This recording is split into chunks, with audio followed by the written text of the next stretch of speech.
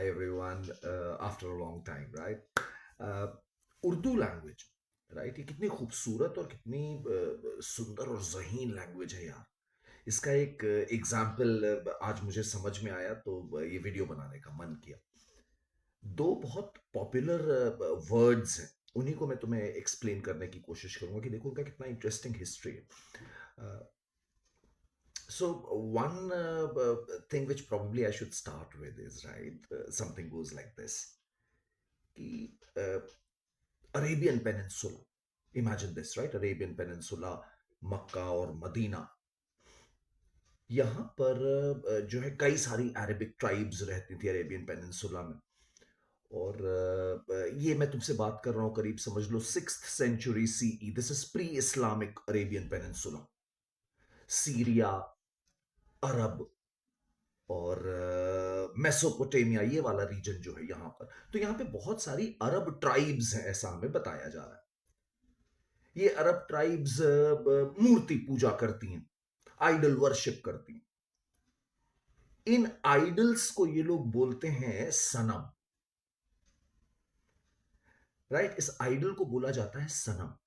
और ये सारे जो सनम हैं, ये आइडल्स जो हैं, इनको इकट्ठा करके रखा जाता है मक्का में।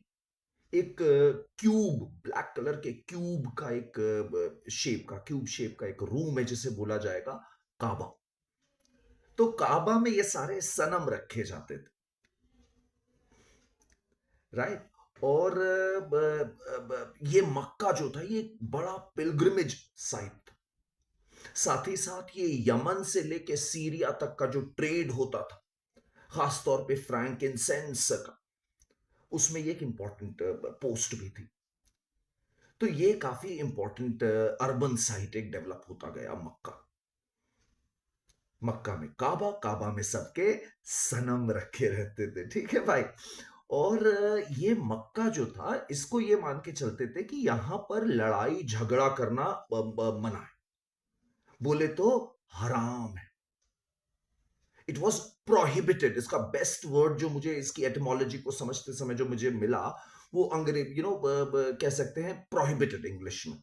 So it was, violence was prohibited in region around Mecca. और यही जो हराम वर्ड है, यहीं से निकल के आया एक और वर्ड बड़ा इंटरेस्टिंग जिसे कहते हैं हैरम। इंग्लिश में लिखते हैं HAREM। Harem which means the private quarters of the king, जहां पे सारे इनके वाइव्स रहते थे, उसको कहते थे हैरम। और यही हैरम और हराम से निकल के जो एक गाली जो नॉर्थ इंडिया में बड़ी पॉपुलर है, नॉर्थ इंडिया में तो मैंने बहुत सुनी है, आई थिंक पैन इंडिया इसको बहुत पॉपुलर माना जाता है, हरामी। तो वो वर्ड जो निकल के आ रहा है वो इसी हैरम से कहीं से लिंक है। हरामी somebody who is apparently born out of the harem,